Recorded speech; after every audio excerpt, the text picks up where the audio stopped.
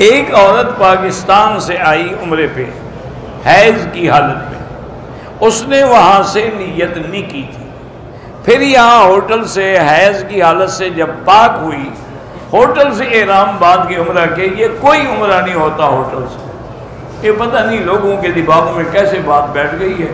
ہمارے بعض نوجوانوں نے ایک حدیث مبارک کو اپنے عقل سے سمجھا ہے۔ یہی مصیبت ہے کہ ہم لوگ کہتے ہیں بھی ہمارا عقل کچھ نہیں، ہم سے زیادہ امام بخاری کا عقل ہے، ہم سے زیادہ امام ابو حنیفہ کا اجتہاد ہے، اس لیے ہم اپنے عقل سے ان کی بات کو ترجیح، یہ اپنے عقل کو ترجیح دیتے ہیں۔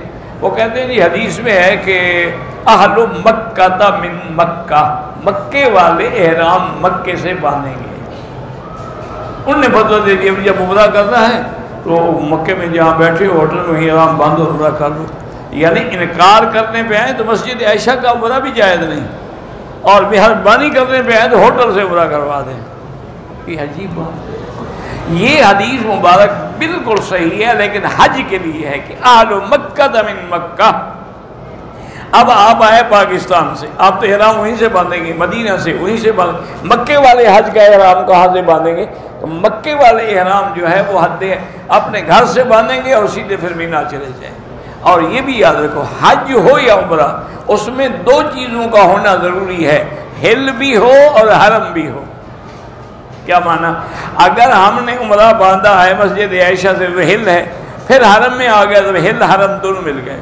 اچھا اسی طرح حج کا احرام ہم باندھیں گے مکے سے، پھر ہم عرفات جائیں گے، یہ حرم ہے وہ حل ہے، تو حل اور حرم دونوں جمع ہو گئے۔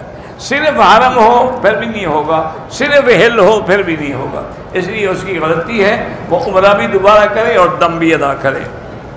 میرے ماموں لوگ جو ہیں مجھ سے اور میری امی سے نہیں بولتے تھے، میری امی کی موت پر بھی نہیں آئے جنازے میں، اب آئے ہیں، افسوس بھی نہیں کیا بلکہ کہا ہے کہ ہماری غلطیاں تھیں۔ تو آپ بات کر سکتے ہیں، انسان آئے تو ہے نا لوٹ کے، جب ان کو اپنی غلطی کا احساس ہو گیا ہے تو آپ بھی معاف کریں۔ پاکستان میں گوجرانوالے کا ایک گاؤں ہے، جب سے پاکستان بنا ہے وہاں جمعہ کی نماز نہیں ہوتی تھی، اب وہاں کے لوگوں نے جمعہ کی نماز شروع کی ہے، لیکن اس گاؤں میں نہ کوئی بازار ہے، نہ اس گاؤں کے قریب کوئی گاؤں، وہ حنفی مسلک میں جمعہ نہیں ہوتا۔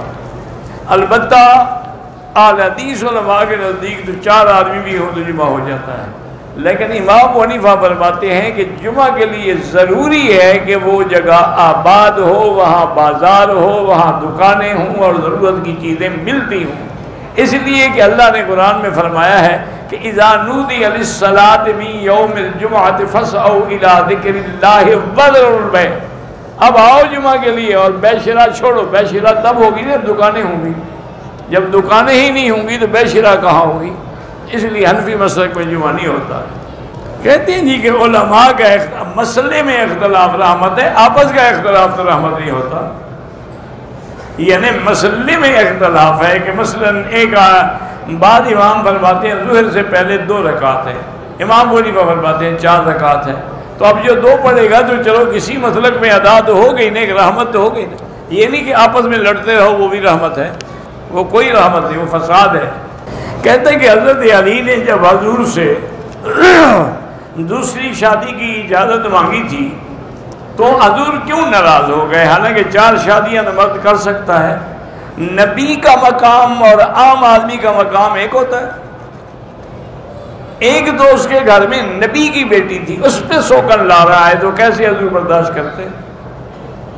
اور دوسری بات یاد رکھیں کہ وہ جس سے شادی کرنا چاہتا تھا وہ ابو جہل کی بیٹی تھی، تو نبی کی بیٹی پر دشمن کی بیٹی کو سوکن بنایا جائے؟ 2 باتیں۔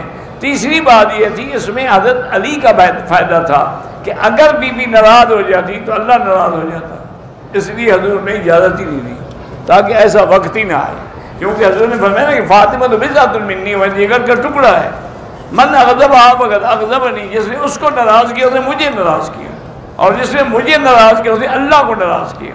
تو پھر حضرت علی کہ اس عمل سے بی بی صاحبہ ناراض ہو جاتی تو حضرت علی تو گئے نا، پھر یہ تو ان کے حق میں حضور نے فیصلہ کیا ہے۔ مسجد کو ایک جگہ شہید کر کے دوسری جگہ بنا دے، لیکن اگر وہ مسجد ہے تو شہید نہ کرے، اس کو باقی رکھنا چاہیے، اور اس میں کسی آدمی کی ڈپٹی لگا دیں کہ عصر سے عشاء تک بچوں کو قرآن پڑھایا کرے تاکہ وہ بھی آباد رہیں، کیونکہ جو مسجد نیت کر کے بنا دی جائے پھر اس کو گرایا نہیں جاتا۔ کعبے پر پہلی نظر پڑے تو کون سی دعا مانگے جو تمہیں چاہیے، جو تمہیں ضرورت ہو۔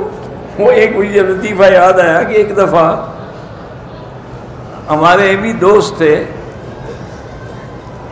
مرزا جہباز، وہ حضرت شاہ جی رحمۃ اللہ علیہ کے بھی بڑے پرانے ساتھی تھے، اور انہوں نے حضرت کی صحبت اور دین کے لیے جہباز مرزا نے 11 سال قید کاٹی، مجاہد آدمی تھا۔ تو خیر میرے پاس آیا، حرم میں ہم بیٹھے ہوئے تھے، تو عشاء کی نماز درس کے بعد عشاء پڑھی، عشاء کے بعد اس کے آگے ایک بنگالی بھائی بیٹھے تھے، بڑے کمزور سے بیچارے،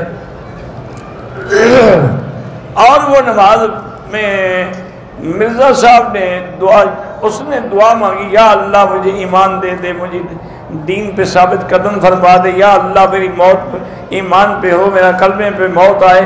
وہ بنگالی بھائی یہ دعا مانگ رہا تھا۔ اچھا اب وہ دعا بڑی لمبی کر رہا تھا، اب جہاں میرے ساتھ باتیں کرنا چاہتا تھا، اس کی دعا ختم نہیں ہوتی تھی، تو مرزا صاحب نے بھی دعا کرنی شروع کر دی، یا اللہ مجھے ایک گاڑی دے دے، مجھے ایک بڑی خوبصورت بیوی دے دے، یا اللہ مجھے ایک کار دے دے۔ اس نے غصے سے پیچھے دیکھا، کیا مانگ رہے ہو؟ انہوں نے کہا جو چیز جس کے پاس نہیں ہوتی وہ مانگ رہا ہے، تمہارے پاس ایمان نہیں، تم ایمان مانگ رہے ہو، میرے پاس بیوی نہیں، میں بیوی مانگ رہا ہوں۔ وہی چیز مانگی جاتی ہے نا جو کسی کے پاس نہ ہو، تم وہ مانگ رہے ہو، میں اپنی وہ چیز مانگ رہا ہوں، تو اس لیے دعا تم نے مانگنی ہے، پوچھتے مجھ سے ہو۔ درس قرآن